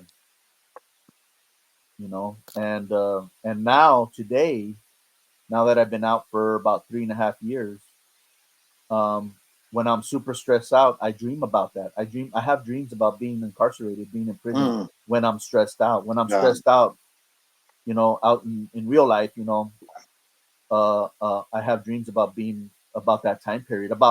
And even in my dreams, I'm in that, um, having that anticipation. Being like, man, when is it gonna happen? When's it gonna come? I Right. should have heard something by now. Right. Even in my dreams, I'm experiencing those feelings. You know, and then of course I wake up and I'm here in my room. With my parents. Thank God I have my parents. Yeah. So yeah, so it was an experience for sure, bro. We know Right. that. Yeah. You Absolutely. know, And you mentioned, being feeling blessed that you still have your parents around. And I'm in the same boat. I still have my mom. Praise God, I still have my mom. That was one of my biggest fears, yeah, was being in prison and losing her. yeah, I mean, for the majority of the time, I didn't have hope of coming home. So it wasn't like, oh, I hope I get out, before my mom passes. right, It was just a fear of, and in my mind that day was gonna come. And it's crazy because the next thing I'm gonna ask you about is when you got the word that the governor was gonna let the recommendation stand, you were gonna come home. But when they called me and told me, they called me over the PA system. right, McGrath, report to the program office. And I was in my cube, and there was one other dude in my cube, and he's like, "Hey, fool, you're going home." And I was like, "Nah, man." My mind right away went to something happened to my mom, because right. typically you don't get called to the program office for good news. You only Yes, get called to the program office for something bad. So when they called me, report to the program office, the first thing that went through my head was like, "Oh man, my mom." Right. And my boy was like, "Nah, well, you're going home. They're gonna tell you you're going home." And I was like, "Nah, it's too soon. The governor still has time." So I pushed over there, and turned out that was it. They were telling me that I was going home. But what was that like for you? When they called you and informed you that the governor was not taking any action against you yeah. and told you you were going home? Talk about that a little bit. So I was friends with some guys that worked in the other Christian brothers that worked inside the library, right? Mm, And the librarian, she had access to oh, the right. the the whole system, Hmm. right? So I'm waiting for the day. Of course, I took a job in the canteen, right? And I was working in the canteen, commissary, Eating all the honey buns. eating all the honey buns, trying to stash them so my boss can't find them. Right. No, but unloading trucks or whatever, Right. doing everything we can to service the yard, make everybody happy. You know how that is. I So worked I worked canteen too over there in Chocowalla. It was whew. it's a headache. So, but I was working in the canteen, and then one of the guys that worked in the library, he knocked on the door, and I just happened to go over there and talk to him, and he said, "Hey, congratulations." I'm like, "What?" Like, he goes, "Oh, you don't know, huh?" And I'm like, "Why?" He goes, "The governor already signed off on you, bro." You know what I mean? So I was like, "All right." So like I didn't I didn't really believe it, Right. right? I was happy, my mind was on it. I knew he was telling the truth because he worked in the library Yeah. and he got the word directly from the librarian, you know? Yeah. So that was solid. She knew, 24 hours, 48 hours, even up to 72 hours ahead of the actual person, you know? And she wouldn't do Right. that for everybody. She just did Right. that Right. to the Right. people she was close with, you know? So, Yeah. um, and then I heard it when I got off of work. I heard it from some of the other library workers. So right then and there, I already knew, like, okay. And then the next Mm-hmm. day is when I got called to I can't remember if it was to the counselor's office or to the program office. Yeah. Yeah, and that's when it became real. Right. That's when they told me my date, and that's it. I think it was like 4 days, like four Well, days, that was the next thing I was going to ask you was how long was your date from the time they told you? So 4 days. So you at something that like time that. had 4 days been, to a week, but I think it was less than a week. how long Go had ahead. you been in at that time? 20 what? 27. 27 years.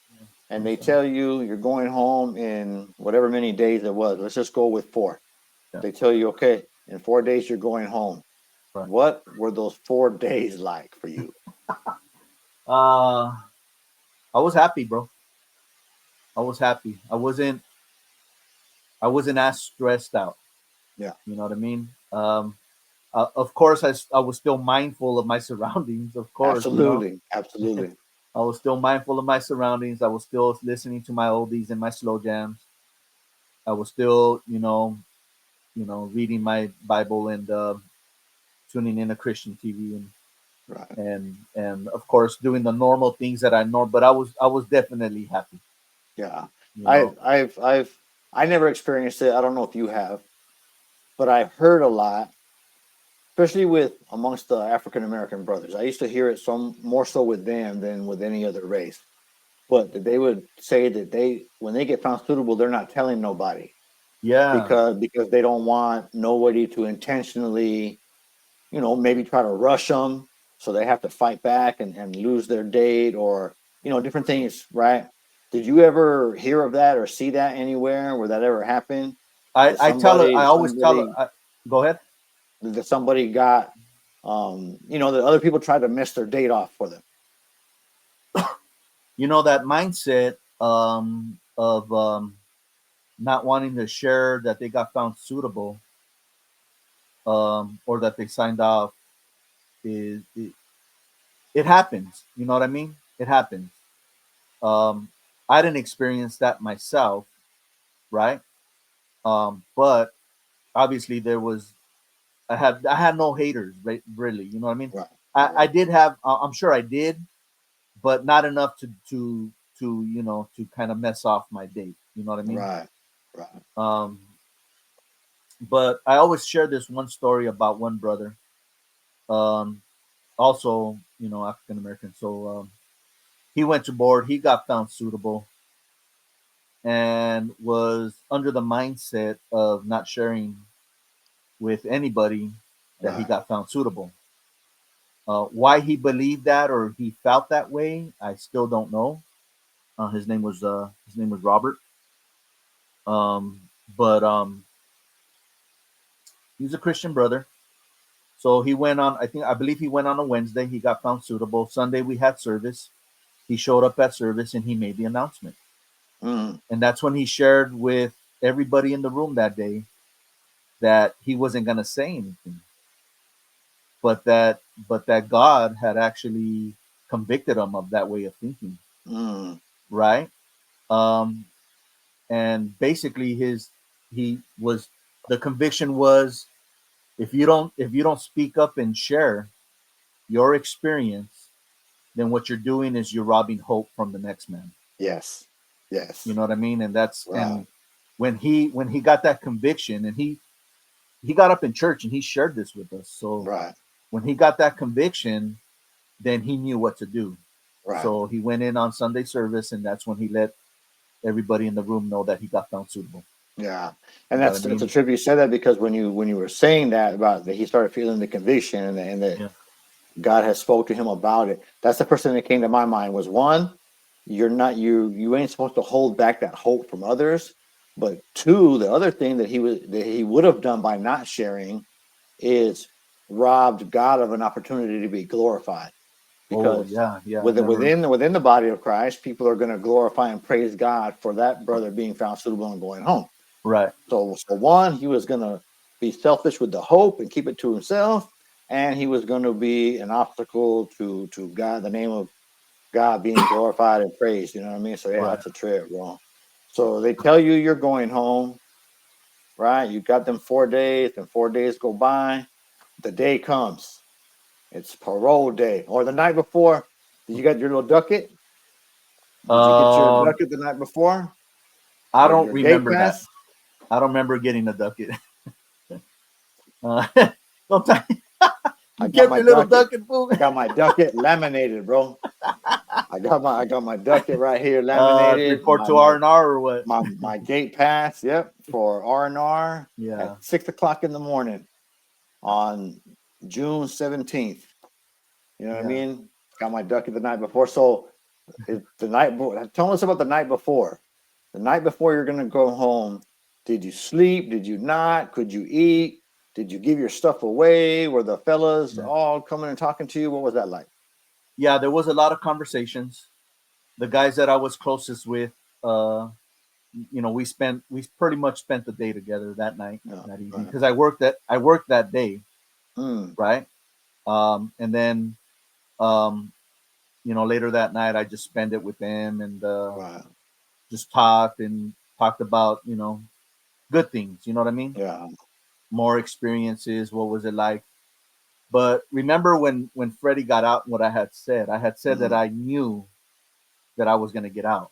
Right. I had that revelation that it was gonna that basically what God told me was prepare yourself because you're next. Yeah. I knew that, and then I also knew that I was going to take a different route than my brother. Mm, So the anticipation was there, but it was a good anticipation. You know what I mean? right. Right. So I spent some good amount of time with my bros. Um, did my normal thing, went to bed at my normal hour. Um, washed up before going to bed, said my prayer, right? Mm, Had made sure my little checklist, my little to-do checklist was, right. you know, everything was, where it was supposed to be. Make sure all my friends and homies got what they had asked for, Right. right? And try to go to sleep. I gotta admit that it took me a couple hours to fall asleep, Right. you know, but and I didn't sleep but all but 4 hours maybe, Yeah.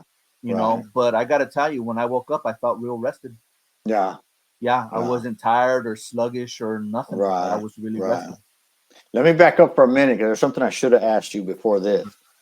When you got found suitable, when you went to the board and got found suitable, and you called your people Right. and let them know, what was that like? Whew. Okay. Now, when when you get heard from the governor, or when you Uh, heard back that now for sure, yes, I'm coming home, and I'm coming home in 4 days. When you made that call, yeah. tell me about that. Yeah. So, I call home. Everybody's waiting. My mom answered the phone, and I told her, Yeah. and just the tears. I had that Wow. whole day of that in 2021 in February when I went to board was just a very emotional day, Right. Absolutely. right? The nerves of going to board, right? Yeah. Then getting there and everybody that's there on camera. Right. A 3.5 hour hearing. Mm, You know, then I had to get held back for counter clear, so I right. had to be held back in the holding tank an extra hour. So I was in there with my own pots Mm, for another hour. right. Right. Then I get back and they're running dinner by this time. So February was already dark by the time I got back. Mm, And yeah, I asked the tower if I can jump on the phone, and they were like, right. yeah. And they were like, congratulations, we heard. Yeah. Yeah. They already knew. So go ahead Right. and use phone Yeah. four or whatever, Yeah. you know. and they clicked it on, and I called home, and yeah, and I just broke down with my mom. Yeah. You know, it was And emotional. that was when you got found suitable, or that was when you were That's coming when I home? got found suitable. Okay. When I knew that I was getting out and what date, I called home. I said, "Hey, what are you guys gonna do on on this day?" You know That's what I mean? exactly how I said it too. My mom was like, "Oh, well, we're gonna go over here." I said, "Are you sure, mom?" Right. And then she kind of caught on, like, Yeah. ¿Por qué? Ese día es cuando vas a salir? She told me Yeah. in Spanish, Right. right? Right. Why? Is that the day you're gonna get out? I said, man, Yeah. just get up here Yeah. on this day. Make sure you're here at this time. You Right. know what I mean? And yes, I'm coming out. Yeah. That's And crazy. then she started praising God, Right. and I started crying, and we just shared a quick cry. But it was a Yeah. joy. That time was joy. You Right. know what I mean? Right. And yeah, so it was a good feeling, bro. It was a good feeling. Yeah. Yeah, So a definitely. lot of people um always ask, what was the first thing you ate? What was the first place you went? Oh, So it talk was a little funny. bit about the actual day of relief. I mean, what was that whole first day of freedom like? What Okay. did your agenda consist of? So they called me. They called me. They told me to go report to the R&R? work change, right? Oh, okay, yeah. Yeah, because that's where we caught the little bus to Hmm. go to, the little van to get over to R&R. So Right, I did that. I had everything ready. Um, Picked up. They called me. Hey, report to work change. Everybody said their goodbyes. I gave my hugs or whatever. Told the guys to be cool. You know what I mean? Keep working. Keep pushing. It's gonna be your day soon. right, And went over to work change, and I knew the officers there, so they were like, hey, congratulations, and and everything. Just hang tight, they're going to be here in a little bit. So waited about almost 30 minutes before the van pulled up. what did that 30 minutes seem like? It was like, man, taking Like forever, man. like hours, huh? It was like taking forever. So um just got to R&R, did the usual process, sign here, let's check what do you got, stuff like that. So the normal process, just basically just going with the flow. You know what I mean? Right. Not trying to disrupt everything. Uh, then I got into the van, and they took us out to. It was me and some other guy. Um, they took us out to where your family can go pick you up, and Was the that's other guy, was he a lifer too? no, he was just that was just So his date to get out.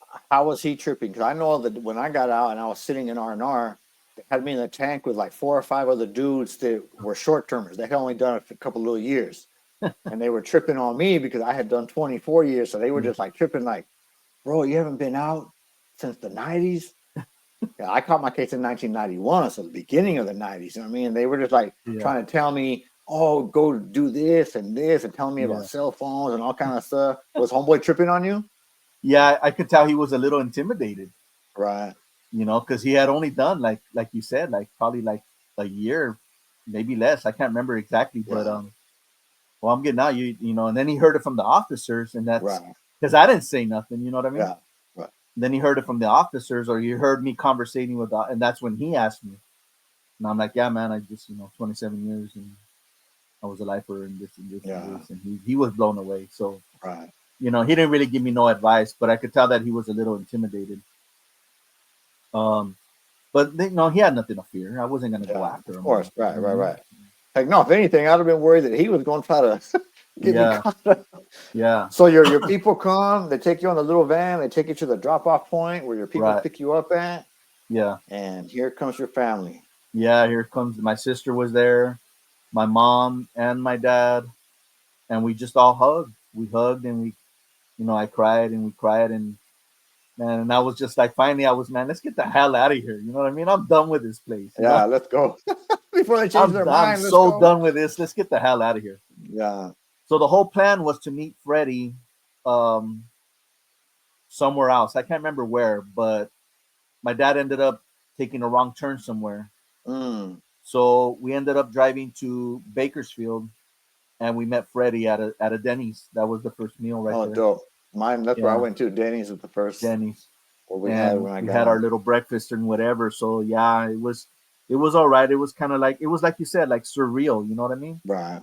That was the moment that was like a surreal moment for me. Yeah. Um, I think I shared this with you before uh-huh. about for me when we went to eat, we went to Denny's, and they gave me the little silverware wrapped up, and there was a steak knife in there. And when I opened it up and saw the knife, I kind of like, whoa! I like folded it back up, and I'm looking around, and my mom's like, "What's wrong?" And I'm like whispering, I'm like, "There's a knife in here." And she's like, "Well, yeah." And I'm like, "No, you don't understand. There's a knife in here. I'm not supposed to. I'm gonna get. They're gonna send me back." And I was really tripping, bro. I was really like, somebody's trying to set me up. Did you Yeah. experience anything like that? Was it crazy for you to use a real fork and knife and No, I don't. I didn't trip on that or nothing like that. What I did was I just kept my eyes on everybody. For some yeah, reason, I was just right, like super aware of my environment. You know, right, super aware of my surroundings, super right, aware of what people were doing. Um, Kind of like hyper aware, if you yeah, right, will. right, right, right. And I still do that now. Anywhere I walk, I'm just observant. Yeah, You know, not that I'm gonna do anything, but you know, you we get out. You know, you already know we get out, and it's a whole different world. We don't know what people's intentions are today. right, You know, right, so my thing was just this hyper alertness of watching others and making sure that nobody trips on us. Basically, yeah, right, right, that's what ended up happening. So we had our little breakfast there. I was there with my brothers. Well, my little brother, he was in Tennessee, but I was there with Freddie, his wife, my sister, my mom and my dad and myself. And then after that, we went to Freddie's house and I yeah, spent the night there with Freddie. right, Because the next day I had to go report right. to the Transitional home. transitional living. Yeah. Yeah. And that was the same way they did me. They gave me that first night to spend with my family, and then the next day I had to go to the transitional program. But a gang of other people, they were getting like a week before they had to report, 3, 4 days. You know what I Yeah. mean? I guess it just depends. But yeah, so as we get ready to wrap up, let me ask you a little bit. How long you been out now? 3.5 years. 3.5 years. What has your adjustment been like? What were your struggles, or what are your struggles, and what you got going on in your life right now? Well, I think this last year, 2024, was one of the toughest years that I've been out. I mean, it started off good, but adapting to being out here, comparatively to what I've been told by my family, comparatively to Freddie, that I've adjusted a lot quicker than he did. Mm, You know, doesn't mean that I don't feel anxiety. Maybe right. maybe I have a better poker face. I don't know. Maybe I just don't Right. show it. Yeah. But it's been tough. This year's been tough. So late last year. Wait a minute. We're in the new year. So in late 2023, me and my girl, we lost a baby. Mm. She had a Sorry to hear that, bro. miscarriage. Yeah, she had a miscarriage, and we lost the baby. That was at the end of 2023 in December. So the cool part about that is that we were separated. We weren't together. Mm. But we ended up hooking up, and Yeah. she got pregnant, and Yeah. then she lost the baby. Um, so that was tough dealing with all of that. And then we said, you know what? I said, okay, then let's try to make this work. That relationship fell apart in August of last year. Mm. So, like I said, the year started out fine. Everything was fine. My whole agenda for 2024 was just to save money, Right. right? That's how it started, but that's not how it ended up. Right. Right. Um, so in November, I lost my job, Mm. right? You already know we already talked about that. Yeah. I got laid off from my job. And I'm just for the working for the viewers, what do you do? What is your line of work? right now. I'm a registered substance abuse counselor. Okay. Yeah, and I work for an outpatient facility. Right. So, and it wasn't anything that I did or any type of budget cuts. It was just basically a blunder on behalf of my boss Yeah. for not getting his license renewed, and because of Right. that, he wasn't. without a license, without a state license, he can provide services, but no insurance would pay out, Right, right, right. right? Because I work with private insurance, so he wasn't able to. Um, he could do services, but he wouldn't be able to pay the counselors. So Right. what he ended up doing was, kind of laying us all out. Yeah. I'm back at work now, but I'm only Okay. working about 3 hours a day now Yeah. And the from same home. thing. So as a Same substance thing. abuse counselor. Right, right, Yeah, right, right. same thing. But I'm only working about 3 hours from home. So I ended up getting laid off. I ended up in the hospital Mm. about a week later after I got the news of the layoff, which was on I got that news on Monday. Tuesday, the following day, I ended up in the hospital. I fell out at work. I, Yeah, so yeah. still don't know what happened. Um, Stress. yeah, stress. I think it was all stress intertwined. Other things as well too. Maybe something that was going around, something viral. You know what I mean? Yeah. Played a big part. They're still checking me out for that. Um, Also, 2024, they found a lesion on my bone on my left Mm. shoulder, and they thought it was cancerous. Turned Well, out that dang. it wasn't. Yeah. You know what I Praise mean? God. Right. I did the CT scan. They did all of that. It turns out that it's just one singular lesion on my bone. They thought I had bone cancer. Mm. So it was, and they said that it was. They see that it's not cancerous. Yeah. So it's been a very up and down year this year. But you know what? Right.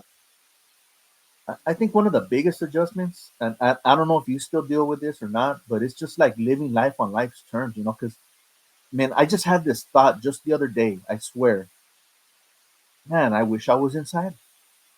That's Like crazy. that thought really popped in my head because Yeah. in there you don't worry about money, Right. you don't worry about paying bills, you don't work. All you really want is just to go out to yard and exercise Yeah. and hang out with the buddies. Right. The meals were provided, everything was there. Yeah. You know what I mean? So I have that thought in my head because it's been that type of year. 2024 was Yeah. one of those rough years, the roughest year Right. I've had. Right. Like I said, I ended up in the hospital. Um, Ended up losing the job. On the upside though, my girl and I, we got back together, and Yeah. this That's time we're right. working on trying to get through the problems that kind of keep coming up. You know what I mean? Right. Right. Right. Right.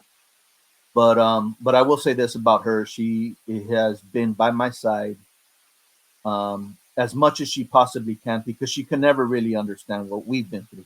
Right. Right. Right. But as far as a partner goes, she's been by my side since I met her. Yeah. That's That dope. That's was what's up. yeah, and That's cool. I met her in October of 2021.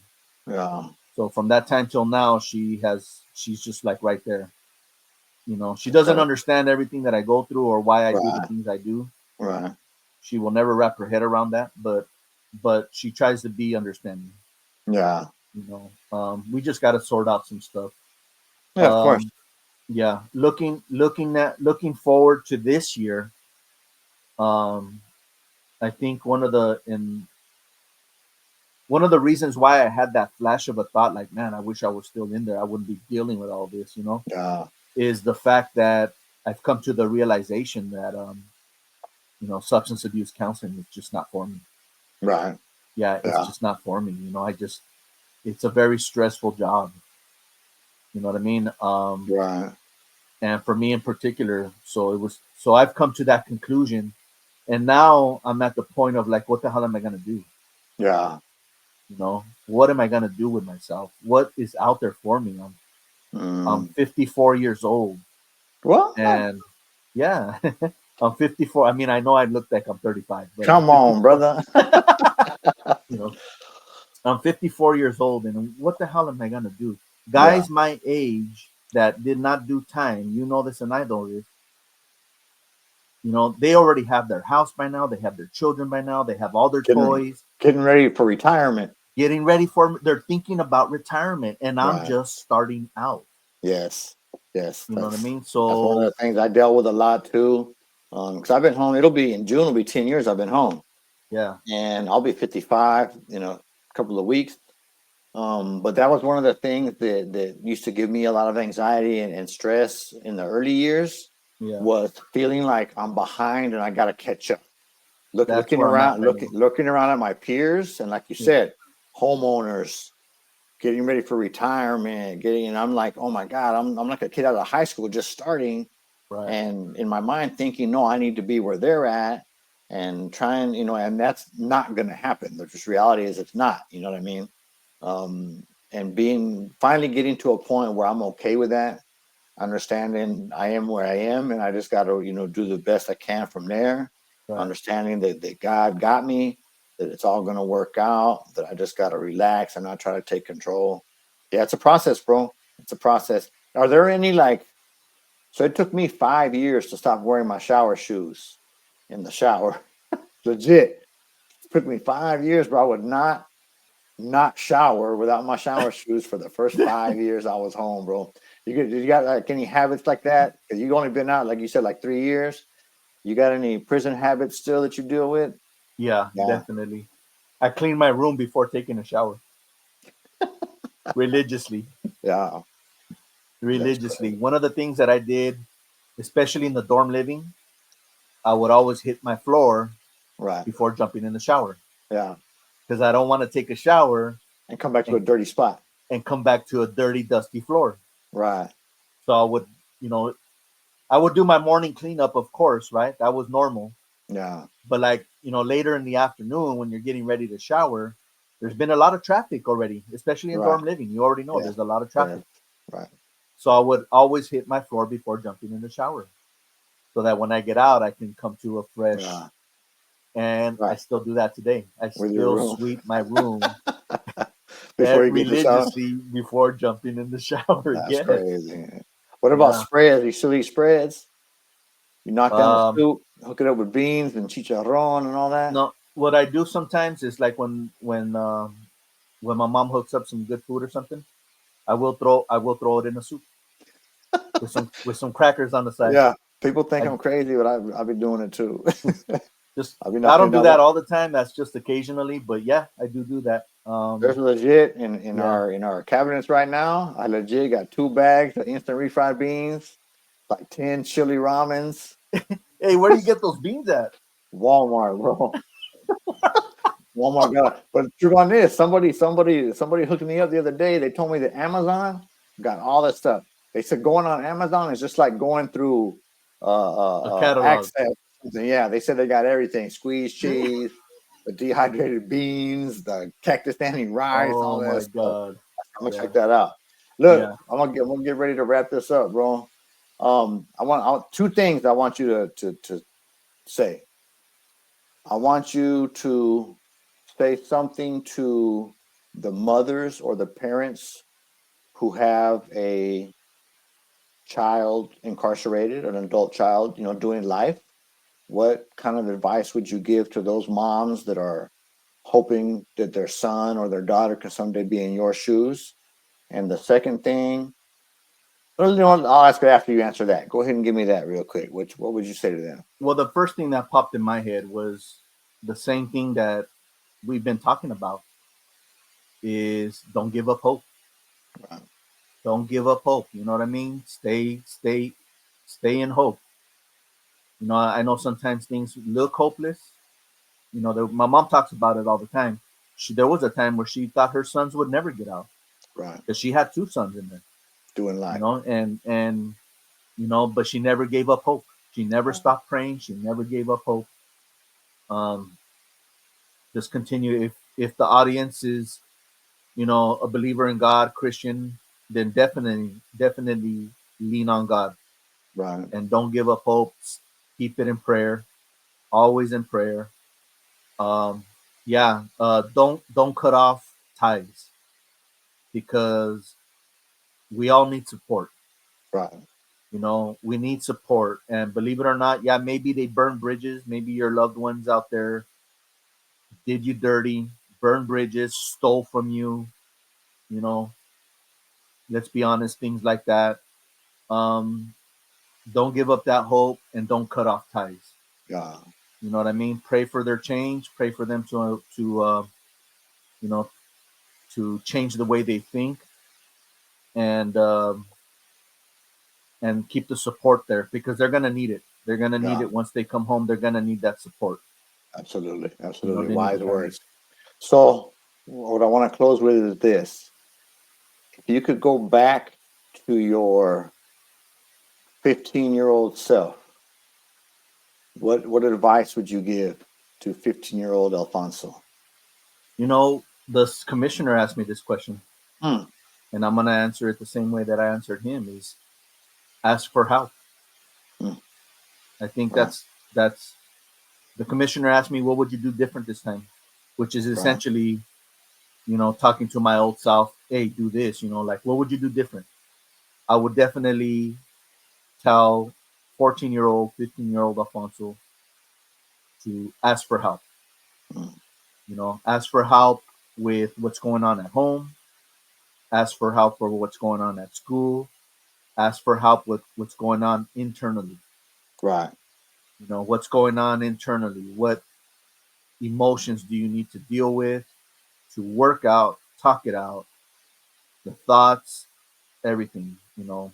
And it's okay to seek professional help. right. You know, one of the things that, and you kind of, I'm pretty sure you're aware of this, kind of like a stigma between Hispanic families, you know, to Right. ask for professional help. Yes.